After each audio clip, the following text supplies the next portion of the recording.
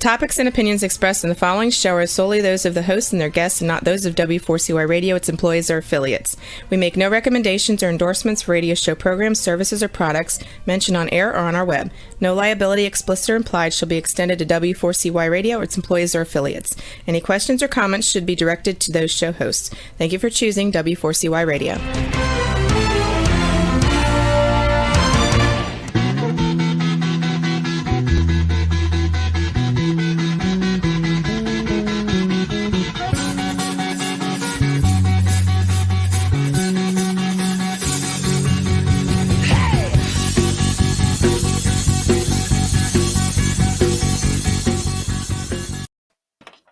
Welcome to the Camping Show. This is CW Getz. And Jesse Free. It is Wednesday, February 17th, 2021. And we're dealing with my internet still. It's quite a trip. But hopefully we won't get kicked off the air. And if I do, I'll try to get back on. This is part of the beauty about living in rural America, right? So it is what it is, man. Pros and cons. We've got a great show here for you this evening. Tonight's topic is river rescue and safety for paddlers with our special guest, Dave Kessman. Lynchburg, Hey, Dave. Hey. Oh, yeah. Lynchburg, Virginia paddler Dave Kessman has been involved in paddle sports education and Swiftwater Rescue courses since 2002. He's certified by the American Canoe Association in kayaking, L5IT, and L4ITE, and Swiftwater Rescue L4ITE. Dave is also a certified wilderness first aid and CPR instructor through the Emergency Care and Safety Institute. He currently teaches in the Southeast, Mid-Atlantic, Northeast, and West Coast United States, as well as in Asia. And with that, welcome to the show, Dave. Hey guys, how you doing? Good. Good. Are you in cold land like we are? Not yet, but I think that's going to change tonight. It's going to turn into icy land for us. Oh, good for you. Yeah, be careful with that. That's dangerous. That's what we've got underneath the snow. I spent a good part of my afternoon shoveling snow, and what fun we had, because you get down so far, and then all of a sudden you hit the ice, it's wham, and it breaks your arm or breaks your wrist when you get down. Yeah, you're not ready for it. Wham, there goes your shoulder. Exactly right. Sure. So, we'll jump right in here, Dave. So, Jesse, you got the first one. Go ahead and take that away. Dave, what motivated you to become an instructor for Swiftwater Rescue? Yeah, so the way my paddling career started out was back in 1998, and I was sitting at my desk at work one day, and the phone rang. It was my brother. He was going to school about an hour and a half away, and he said that Roanoke County Parks and Rec was doing a 2-day kayaking class. I want to take it with him. And I said, sure, it sounded like a good time. So we went and did that. And I liked it, but I didn't know anybody in the sport, and I wasn't sure that I really wanted to make the investment to go out and get all the gear and equipment. So I kept taking instruction, and it solved a lot of those problems for me. I had people to paddle with, and then also gear was supplied. And one of my early instructors he really impressed that good paddlers got 3 skill sets. So they're a good paddler, whether they're a kayak, canoe, or rafter. They've also got good Swiftwater rescue skills, and they've also got good wilderness medicine skills. And he was teaching a Swiftwater rescue class later on that year, so I decided to go ahead and take that. And that's what got me started in it. I kept showing up after that first class. I was really blown away by how much information there was to know about Swiftwater Rescue, and so I asked him what his next class was, and I showed up for that one, and then I kept showing up until finally he said, Dave, you want to actually start helping me out with these classes, and that's actually really how my outdoor rec instructional career started, was with that experience there. Oh, that's cool. Very cool. Now, so you basically were going there, and all of a sudden you just, because you were there, just became involved in everything. That's pretty cool. Yeah. It was. It really wasn't something I had planned out, and just kind of happened organically. And really, it's been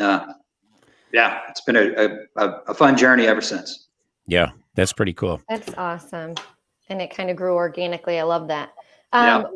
What would you say the main causes of most river accidents that result in severe injury or fatality are? Yeah, so the American Canoe Association, as well as which is my certifying body, as well as quite a few other organizations, keep statistics, and they what they do is they take a look at a river incident, and they try to list the attributing causes to it, because usually it's not just one thing. So an interesting statistic is that in 70% of all recreational paddling fatalities, lack of personal flotation device or improper PFD wear is a contributing cause to 70% of those fatalities. So wow, that's a big one, and that's a big mission that the American Canoe Association has got, is just trying to get people to wear their PFDs, wear them properly, cinch down tight so they're actually going to work when you fall out of your boat and get into the water. So that's a huge one. Other contributing causes that are high on the list are cold water, high water, improper gear, as well as intoxication. Those are kind of round out the top several on the list. Okay. Dave, did you say wearing out your a worn out PFD?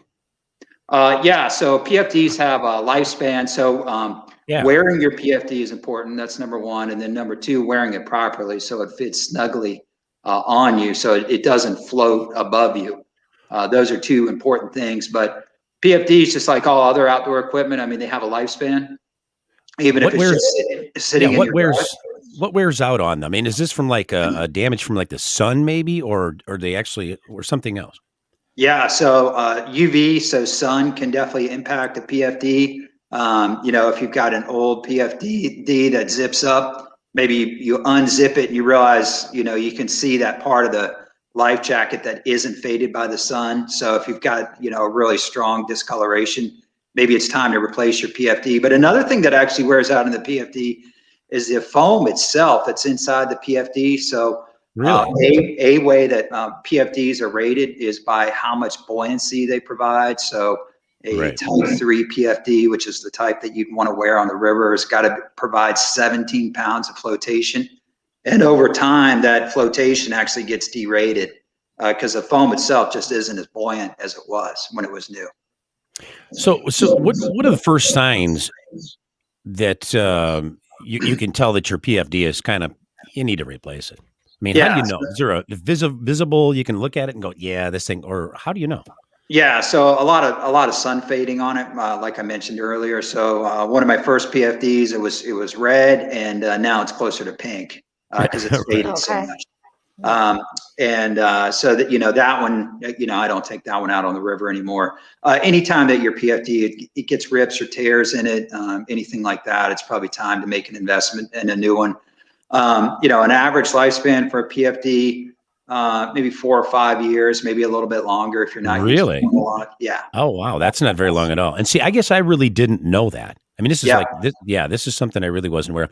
So there's really no, other than like a rip or a tear or something, and being faded, of course. Yeah. But if you have nothing to compare it to, maybe like you said on the inside where the zippers, but other than that, there really isn't an obvious visibility sign that you're like, hey, I need to replace this thing, is there? Unfortunately, there's not. It's how well does it float you, and I can guarantee that if you've got a really old PFD and you go out and you get a new one and you take a swim in your new PFD and it's and compare it to how you swam in the old one, you will feel the difference in the buoyancy. Big difference, huh? Oh, yeah. Wow, that's interesting. I'm glad you said that, mentioned that, because I'm not sure that a lot of people know that. Of course, I'm sure some people do, obviously, but I don't think that's kind of a common thing that people go, oh yeah, we knew it only lasted 4 or 5 years. That's pretty bizarre. So you really should date, maybe get your Sharpie on there and mark the date when you purchase this thing, right? Yeah, that would be a good idea. Now let me ask you this: if you don't spend, let's just say that you only go. Let's just say you go paddling maybe 10 times in the summer or the year, whatever. Mm-hmm. So you're not, and there's another person that the other guy's out there like every 3 days. Right. That 4 or 5 year rule. Does the guy who's only out there 10 times in a summer? Is he going by Does that that count? same thing? Yeah. I mean, how does that work? Yeah, so that's why I kind of gave a range, somewhere between 4 to 5 years, maybe 6 or 7. Okay. But it's a personal choice. I mean, that's one of the really fun things about getting to go out and play in the outdoors is, you get to you get to be responsible for yourself. So, Right. it's somebody's personal choice as to when they want to replace their PFD. But that would be, a guideline that I would give you. Yeah. Safe bet, though. Always better safe than sorry. Absolutely. Yeah. Absolutely. Well, thank you for that, Dave. Hey, you know what? Are there different types and methods of river rescue operations? Depending on the situation, like the ones I'm thinking of off the top of my head here. Self-rescue, boat to boat, ropes, helicopter, things like that. For sure. So when, one of the things that we talk about in the course, when you come out and take it is we want to move from simple and fast rescues to slower and more complex rescues. So, a simple and fast self-rescue would be just swimming yourself to shore or possibly wading to shore. Obviously slower, more complex, you start getting a helicopter involved or a lot of throw ropes. That's, definitely way more complex. Yeah. And slower too, trying to get that to you. So self-rescue, simply swimming or wading safely. You want to be careful about standing up in the river so your foot doesn't get stuck in rocks. Kind of a safe eddy rule. So calm body of water with only a couple inches of water depth, and it's probably safe to stand up. But we do talk about different wading techniques in the class. So ways of walking around in the river safely. So those are self-rescue techniques. Boat-based rescue. So, you're in your kayak or canoe and your friend capsizes or swims. You can tow them to shore or bulldoze their boat to shore. So you just keep hitting their boat with your boat until you get bump it over to shore for them and you get it over there and dump it out. Okay.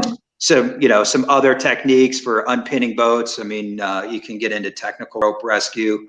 A throw rope, which I think we're going to talk about in a few minutes. I mean, you can throw somebody a rope from shore and be able to help them get into shore that way.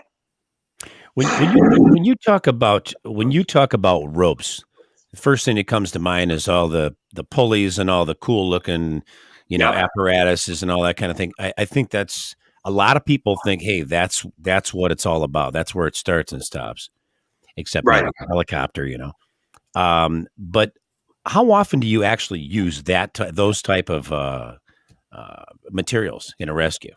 Yeah, so let's see here. So like I mentioned, I've been boating since 1998, and which used to not be that long ago, but I'm starting to realize it's over 20 years now. And welcome to the club. yeah. During that time, my boating career, and I paddle, reasonably hard whitewater, class 4 or 5 whitewater.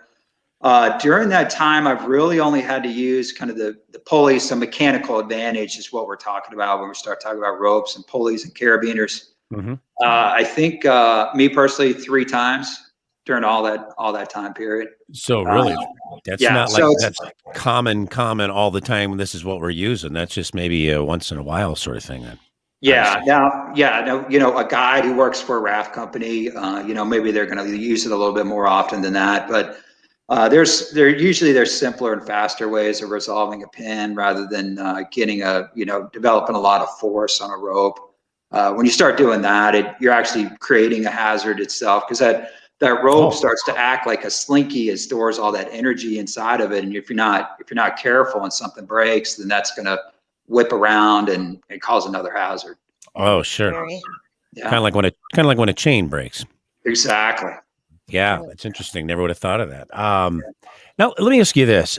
Helicopters. Mm-hmm. Just from what I've seen, and I actually rode in a helicopter one time.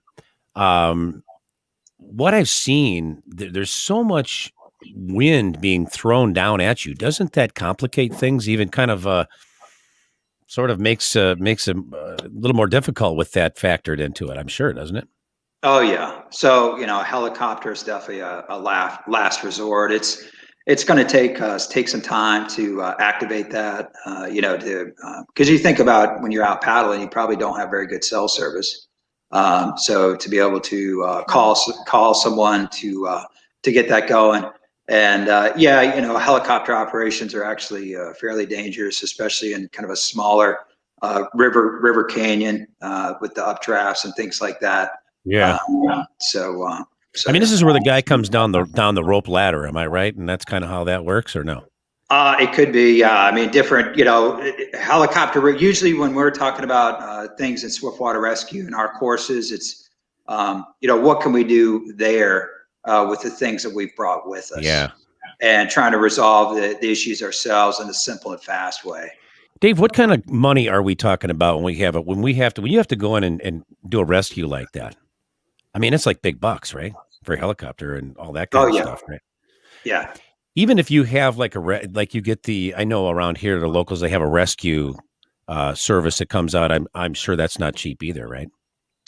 Yeah. So, I mean, the cost, how that's addressed is handled differently from one municipality to the next. But it's an expense that has to be borne by somebody, and Swiftwater rescue teams, I mean, they're just, they're really taxed. Usually it's a group of firefighters that are going through a course, and I've taught several of those for Swiftwater rescue teams to be able to help those guys out. And I mean, the best thing to do for you guys as paddlers is to try and recognize the hazards that you're getting into, be prepared for the situation that you're going into. And that way, those guys on the Swiftwater rescue team, I mean, they don't have to deploy and go out and risk their own lives, really, to get into that river situation. So the bottom line is an ounce of prevention is worth a pound of cure there for sure. Oh, definitely. Definitely. Yeah. Yeah. Wear your PFD and, understand the water levels and the water temperatures, and that'll cut down on a lot of that. Yeah. Makes perfect sense. It really does. Especially making sure that your PFD still works right. I mean, to think how many times we don't check that, or I know that I haven't. I assume that it's going to work.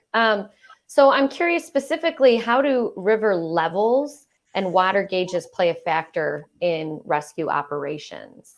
Yeah, for sure. So, we're talking about all this weather that we've got right now, the snow and ice, and, when it melts, that's going to go in the river, or when it rains quite a bit, that's going to go in the river. Sure. And we all know that rivers get high, and they also drop out and they get low.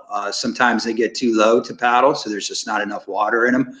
But sometimes they get so high you might not want to paddle on them. And a river can change quite a bit with different water levels. So the paddling community has discovered the United States Geological Survey USGS system of water gauges. And there are a lot of gauges on a lot of rivers in the United States. So they're online gauges. You can go and access them. And you get to see a gauge height in feet usually, and it also will give you a flow in cubic feet per second. So unfortunately, the trick to it is that 1,000 cubic feet per second or 1,000 CFS on one river, or maybe on one part of the river, is maybe kind of low, but on a different river, that might be a small creek, that might be a lot of water. So you need to be familiar with the stream. If you make an investment in a good guidebook, usually they'll reference those gauges, and that'll let you know about that. Water temperature. Obviously swimming in cold water is going to be a lot harder than swimming in warmer water. And that's something that usually gets underestimated by paddlers quite a bit, especially in the spring, which we're coming up on. And it causes a lot of problems. I was, listed in kind of that list that I gave of contributing factor. Mm-hmm. So cold water and high water. Okay.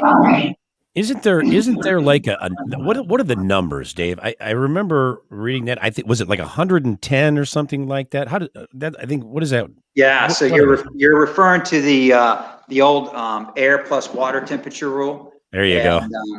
So the rule of thumb that was made up was if you took the air temperature and the water temperature and you added the two of them together, and you got a number. So it used to be 110. It's since been raised to 120 degrees. So, oh, wow.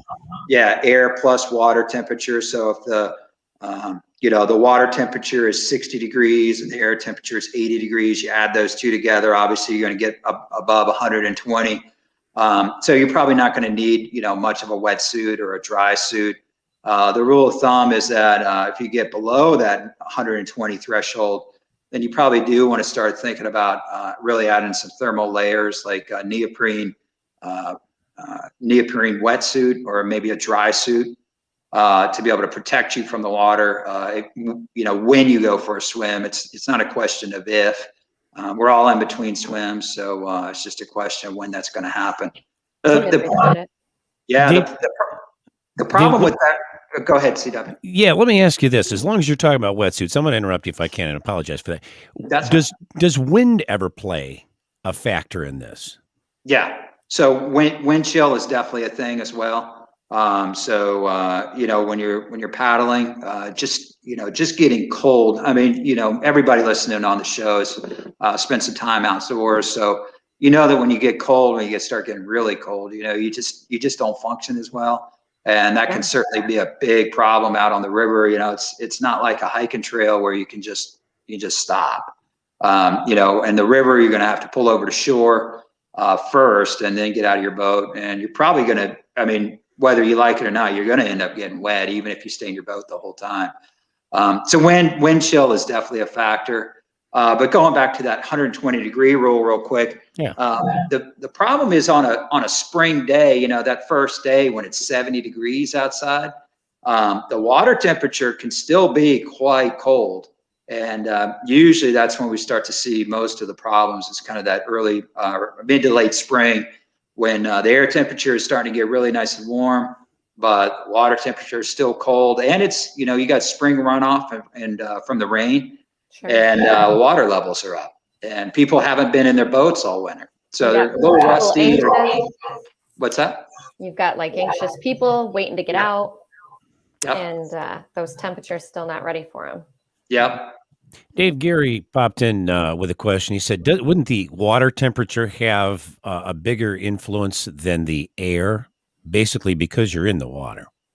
Yeah, for sure. So it's the air plus water, and they were trying to gauge both factors for sure. But the problem with that 120-degree rule, like I mentioned before, is when you're talking about water temperatures below 55 degrees, 60 degrees, something like that. Yeah. So yeah, you really want to look at that. You really want to consider the water temperature.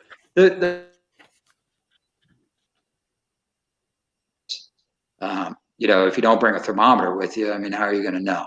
Right. So the concept and the idea is what's really important here. So just because it's a 70-degree day doesn't mean that river's not cold and it's not a hazard. And that's the takeaway.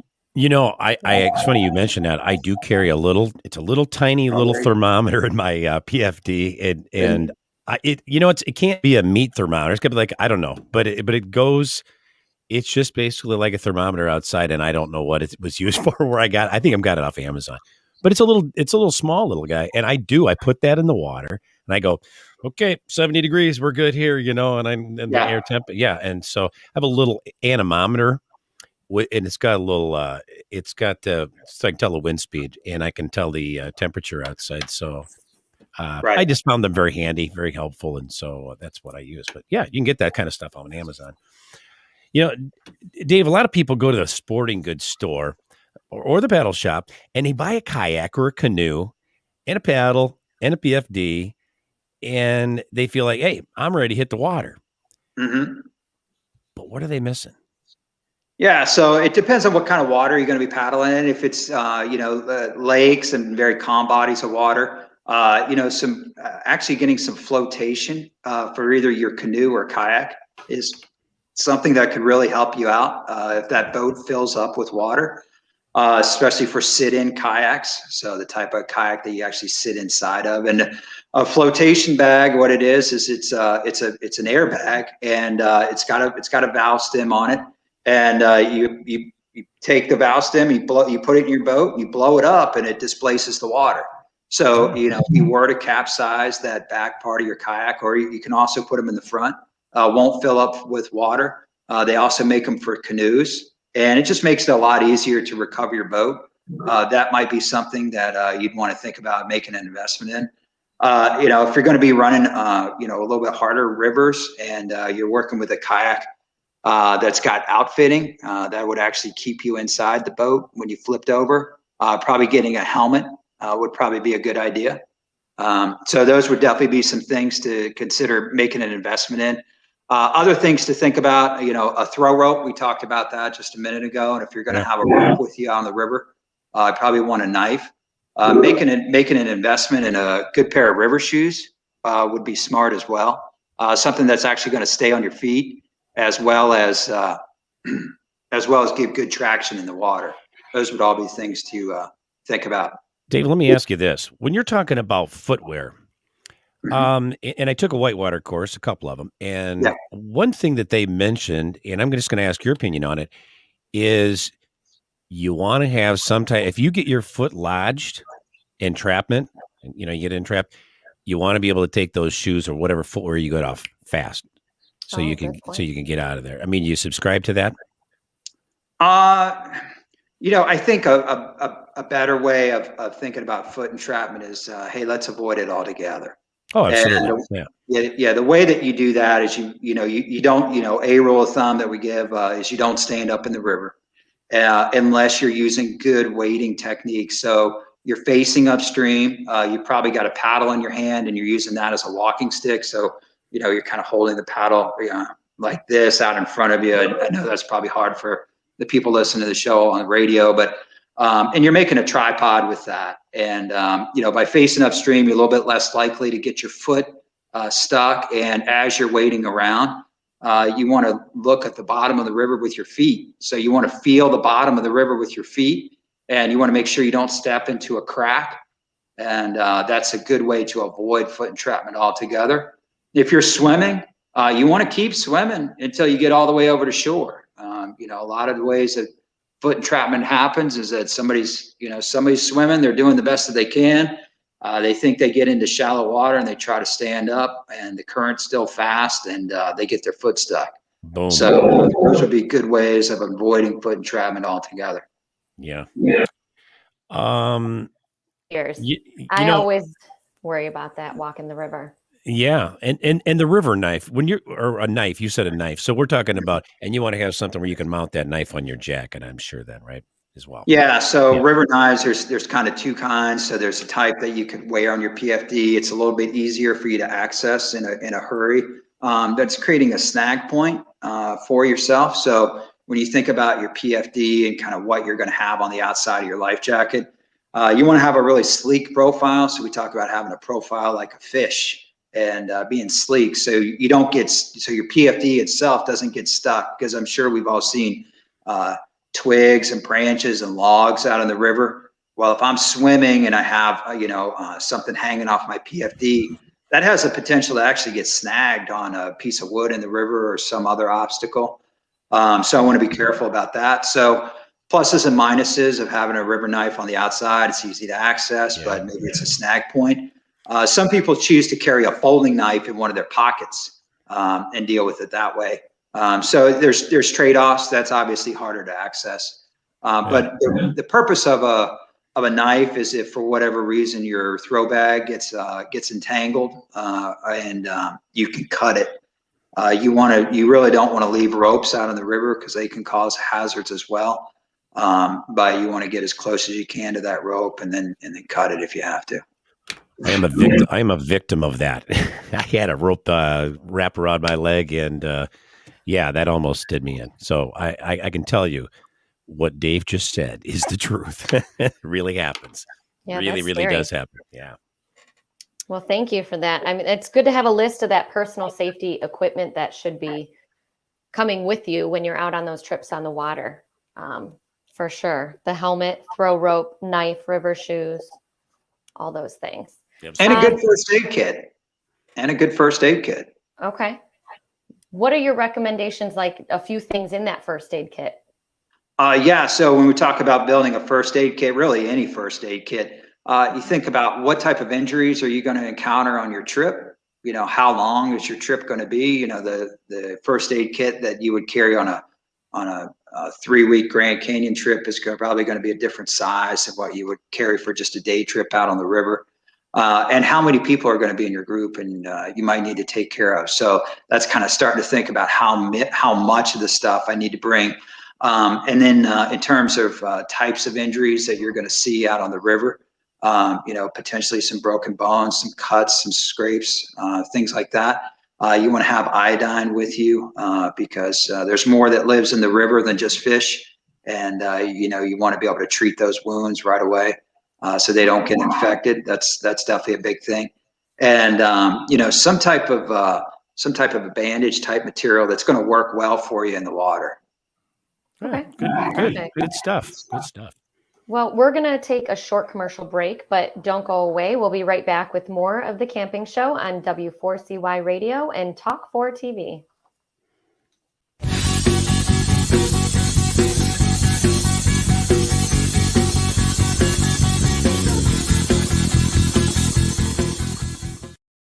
Canoecopia, the world's largest paddle sport expo, is March 12th through the 14th. Of course, Canoecopia is virtual this year. We have 80 presentations and more than 70 exhibitors. Gear, too. Boats, racks, paddles, PFDs, and more. Tickets are $15 for all 3 days of paddle sport bliss. Plus, the content will be available for 60 days afterwards, so if you miss something, you can come back later at your convenience. Virtual Canoecopia, hosted by the real Rutabaga Paddle Sports. Check us out online at canoecopia.com.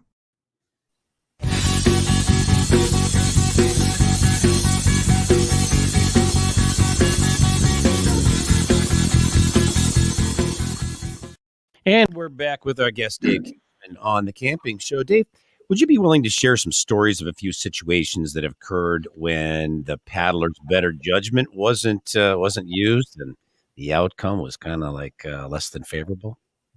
Yeah. So if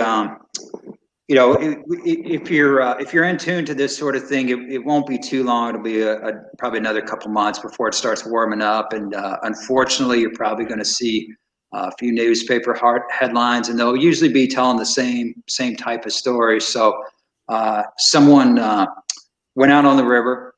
They didn't appreciate how cold the water was going to be that day because the air temperature was nice and warm out, and they also didn't appreciate how high the water was. And that could really set the scene for a lot of accidents. Sometimes some paddlers, they don't realize the danger of some river hazards. And we talk about that in the course as well. Low head dams is definitely a big concern for recreational paddlers, especially at high water.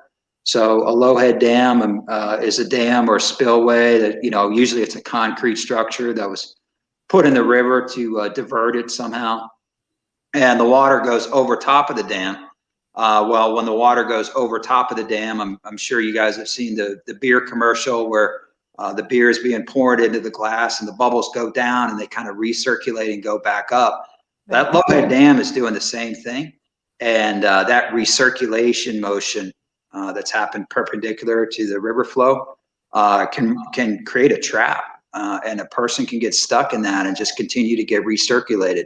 There's been several deaths caused by low head dams because people didn't recognize that hazard and appreciate it. So yeah, just this spring, just be careful, take it easy. I mean, if it's cold water, bundle up, even if it's warm air. And if the river looks high, maybe it's a nice day to go for a hike and, let it come down a little bit and come back to it next weekend. Yeah. The thing you just talked about, we call that Maytagged. And, and I'm telling you, it kills. Yeah. It'll hurt you bad if it doesn't kill you. Right. Hey, Dave, at what skill level should a paddler consider taking a river rescue course? Yeah. So you can take one at any skill level. And unfortunately, this is something that I get in my courses is, someone comes to me and they say, Dave, I'd like to take a course, but I don't think I'm a good enough paddler. And, being safe on the water doesn't have any, you don't need to be a class 4 kayaker to come out and take a Swiftwater Rescue class. Okay. So, find an instructor that's willing to, tell them where you are, in your paddling career, and find an instructor who's willing to tailor a course to be able to help you guys out. And the American Canoe Association has got a great, really kind of a great library of various skill course outlines that are tailored to each level. And they, the way the ACA does it is they go from level 2 all the way up to level 5.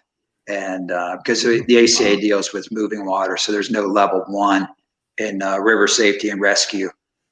So we always are dealing with moving water. So level 2 on up. Interesting. So then what types of things do you cover in your classes? Yeah, so depending on the student and kind of where they are, one thing we're definitely going to talk about is preparation and prevention. So, having some of the equipment that we've talked about a little bit in this show and knowing how to use it. So preparation and prevention, understanding the water levels, the water temperatures, make sure that you have the right equipment. So a good PFD, and you know how to put it on and have it fit properly. So, the PFD, it needs to fit snugly enough on you that, so CW, if you were to come up to me and pull on the lapels of my PFD like this, just grab a hold of it on the shoulder straps and pull straight up. It really shouldn't come up very much at all. If that PFD is loose and it slides up on my head on dry land with you doing that, it's definitely going to do that in the water. So we want to make sure people's PFDs fit right. Once we have that set up and helmets as well, we're going to ask people to wear helmets in the class. Sometimes slips and falls happen. We want to be careful about that. Other things that we're going to talk about moving on from there is swimming. Swimming's an important self-rescue technique. Wading is so how we can walk around in the river. That's eat safely and avoid foot entrapment. That's going to be definitely another thing that we're going to do. Throwing ropes and catching ropes and rope safety, knowing how to use them and deploy them and get them back in quickly so they don't get stuck out there in the river. From there, we're going to go on to kind of more of the slower and more complex techniques. So mechanical advantage. We kind of talk about different ways of unpinning a boat that don't involve mechanical advantage. So usually if you just pull on the boat in the right way, you don't need nearly as much force as if you're pulling against the river itself. So working through mechanical advantage, so the pulleys and the carabiners, and that's what, a lot of people like to talk about. And depending on what types of PFDs are brought to the class, there's some techniques that you can do with certain types of PFDs as well. Okay. Let me jump in here, Jesse. I know you were going to ask me another question. If someone had let's just say a physical, let's just say they had some people have breathing like asthma, COPD, or maybe they are, maybe they have some sort of other limitation. Is this something that they go, yeah, you know what, maybe class isn't for you, or maybe these classes aren't for you, or does it really matter? I've definitely worked with quite a few people with disabilities in Swiftwater Rescue courses. Okay. If you're going to be on the river, you need to know how to be safe. And if your disability allows you to go out and get on the river, then hey, let's try and educate people and help them out as much as we can. There's some disabilities that are just limiting, and you're not going to be able to do everything. But we try and focus not on, hey, what can't we do, but hey, what can we do? And, let's look at that. And it's actually interesting that you asked that question. Here in Virginia, we've got Wintergreen Adaptive Sports. It's actually an adaptive paddling program. So it works with people with disabilities. And I was involved heavily in that early on in my instructional career. So yeah, it's actually kind of funny that you brought that up. Yeah. Happened to occur to me. Just like, I wonder if that makes a difference. Yeah. Right. So how many levels of training do you offer? Yeah. So, the American Canoe Association, like I said, it has curriculum for level 2 on up through level 5 formally. Usually we tailor those classes to kind of meet the needs of the students. So, people who've been boating for a while, whitewater boaters, they're going to understand the river hazards. They understand a low water dam, certain rock formations that can form, concerns out there. So we don't need to spend as much time with that. We can go and move on to other things. So setting up some scenarios where, you actually have to save each other. And we actually have a dummy that we'll put out in the river, and you get to go out and save him. So yeah, it's quite the gamut.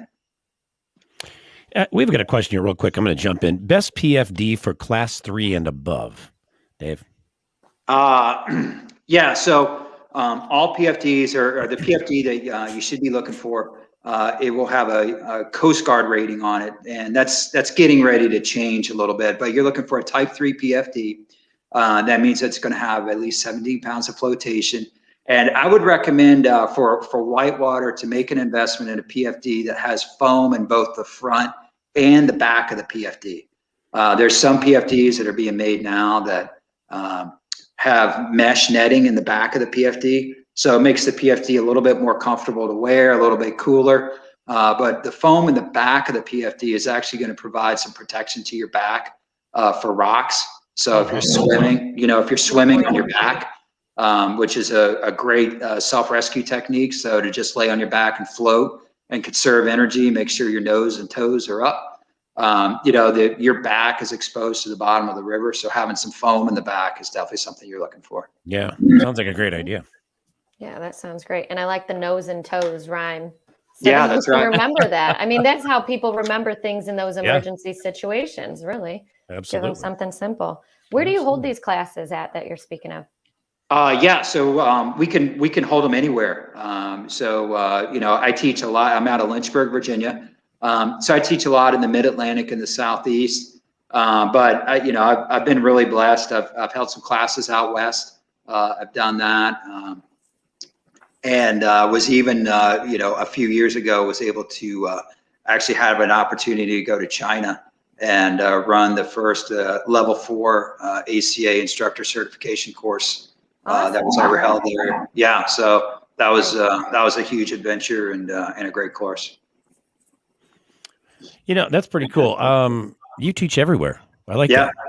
Yeah. I mean, yeah. Wow, that's a lot. That takes a lot of travel and a lot of time just to get to these places, let alone teach the class too. So yeah. What is the single, Dave? What is the single most piece of advice you would give paddlers with regard to their overall safety when on the water? And I'm going to see if I know the answer to this. Of course, I'm going to let you answer, but I'm going to see if I'm right. Yeah. Yeah, it's wearing that life jacket. Bam. Johnny, tell him what he's won. I love it. Yeah, you got to, you want to have that. It's like your seatbelt. You want to have it on before you need it. Right. Right. Because once you need it, it's too late to put it on. What's a story? Give us a quick story. Give us a real quick story, because we got one question left and we got a few minutes to burn here. Yeah. So give us a story of, now see, this is why you should wear your PFD. Oh, you got one of those? I'm sure he has a ton. I don't want to freak people. I go, I'm never going in the water again, but go in the water, but wear your PFD. And I always do. I mean, there may have been a couple of minor cases, but I'm telling you, the water was like this, like what, 6 inches, 8 inches deep. I'm guilty. I will admit I'm guilty of not wearing it and floating in a canoe and thinking it's just a nice, Saturday or Sunday. And that's when you least expect hitting a boulder that you don't see, or before you know it, you're capsized. Yep. Yeah, that's right. Yeah. And, and another thing that the PFD does for you, it's not only helps you float, but it keeps you warm too. So that, that's another nice thing about it when you hit the water. Story where, you really, what's tough, Dave, is when it's 95 and it's like 90% humidity, and I'm the only one on the river that I go to regularly with a PFD. Everybody's going, "Are you nuts, man?" I'm thinking, okay, that's cool, but it's staying on. That's just me. Yeah, well, my answer to that is, hey, go for a swim. That sounds like a great day to get out and go for a swim and get wet. And swimming's an important self-rescue technique, so you want to practice that too. And so you're having fun, you're practicing your self-rescue, you're cooling down your PFD, and you're getting it all done. It's a win-win-win. Absolutely. That's what I believe. The same thing. There you All go. right, freak us out with a story. Oh man, freaking you guys out. Scare us into wearing that PFD. Yeah, so that's kind of a tough question for me to answer, and the reason why is because I think, and this is one of the reasons why I was so excited to be able to get on your show. I think once you hit a certain level of whitewater, people who are going to really go out and be whitewater boaters. They put on their PFDs just like, and they leave them on all day, and they just don't feel right being out on the river or even near the river without it on. And so most of the people that I paddle with, the PFD is, it just kind of goes without saying. But the thing that I was really excited about, and the challenge that that really the instructional community and the American Canoe Association have is that, how do we reach probably the demographic boater that's probably listening to this show right now? Right. The person that's going to go out, 4, 5, 6 times a year, and they're just going to go and float and have a great time on the river, and go home and maybe think about doing it again, in another couple of months, and that's about it. They really haven't, they don't see the value in instruction because they're just not on the water enough. And so how does the instructional, the kind of the boating community connect with that person and say, hey, wearing your PFD is really important. And the reason that's important, obviously it's important to that person that, got in trouble because they did not have on their PFD. But the other reason why it's so important for us as recreational paddlers is the news article is, kayaker drowns in the river, right? And so now, the person who's not a kayaker reads that and they think the river's dangerous, kayaking's dangerous, they're daredevils. There's somebody dying every year out there on that river. Why should we build another boat landing for them? Why should we give them more river access? They're chewing up our tax dollars because we got to have this Swiftwater Rescue team just to go out and save them. So, for that recreational boater that's only going to be out there 4 or 5 times a year, it's super important that, that person's safe out there. And they get home safe to their family and their loved ones, and, and they don't become that newspaper headline, because that really can impact the sport quite a bit. Yeah, sure. Absolutely. Where can somebody go? Just if they're wanting to do it locally, I saw one of our listeners was asking, locally, just to advise somebody in the area, where do you go? You're new to it, but you want to try it. Is there a certain website or a place that they could maybe look up some? Yeah. So when they say they want to go, do they want to go paddling or they want to take a course? To go down the river so they feel a little bit more comfortable. Yeah, so if they're just looking to go out and take a trip, I'm sure that there's a canoe livery in the area that'll rent canoes and kayaks to folks and probably give some basic instruction. Probably outfit them with pretty decent gear. And usually those trips are fairly inexpensive, so $20-$30, and you can go out there and have a good time. No, that's a great place to start. Yeah, some city and county parks and recs will have actually instructional programs as well, if you want to go that route. Awesome. Jesse, I know you got last question to ask you, but I am going to pop in with this because I really just wondered this here.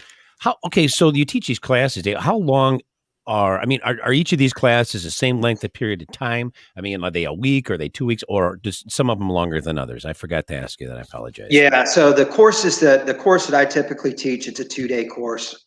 And you're probably looking at 6 to 7 hours a day over the 2 days. And that's kind of your intermediate to advanced course that class 2, 3 or higher whitewater boater would want to come out and take. That being said, certainly we've done much shorter courses than that, 1-day courses that were, only 6 or 7 hours, or, we could even make it shorter than that. We can cover a lot on dry land just with the equipment. Make sure you got your PFD on right, talk about river hazards and things like that. So, the sky's the limit in terms of course length. But a typical kind of whitewater or Swiftwater Rescue course for a whitewater paddler you're probably looking at 2 days, so 16 hours of training. Yeah, so you can really custom tailor. You can custom tailor these courses to fit, whatever time frame that maybe if you went somewhere and said, "Hey, Dave, we want you to teach our local fire department or whatever, give us a course here," and you could really kind of tailor just about anything to work for them, right? Oh yeah, absolutely. Yeah. Good deal. And some of those courses, we're just working with people's water comfort, getting them out there in the water and making sure that they understand how the river works. And so when the boat flips over, it's not their first time, right? So they know what to do. Absolutely. Okay. So Dave, where can listeners go to learn more about river rescue safety and to sign up for your classes? Yeah, so the American Canoe Association is a good resource for overall river safety and knowledge. For my classes, you can find me on Facebook. So my Facebook page is Dave Kessman, Safety, Rescue, and Paddle Sports. And you can message me there. If you've got a group and you'd like to set up a course, I'd love to talk to you guys about it. Awesome. What was spell that for us real quick, Dave Kessman, for people? What's that now? Spell it? Your Dave Kessman. Yeah, spell that out for us. Yeah, so it's Dave Kessman. My last name is Kessman. It's Kessmann. If you Google it, that Facebook page will come right up. But happy to answer any questions you might have as well. Good deal. Well, we want to thank you, Dave, here for being our guest on the camping show this evening. It certainly was a pleasure having you here. And we hope you'll tune in next week when our guest will be Cliff Jacobson as we discuss dealing with wicked weather. Once again, thank you for tuning in to the camping show. This is C.W. Getz and Jesse Free reminding you, learn more, do more. See you next week. Bye-bye.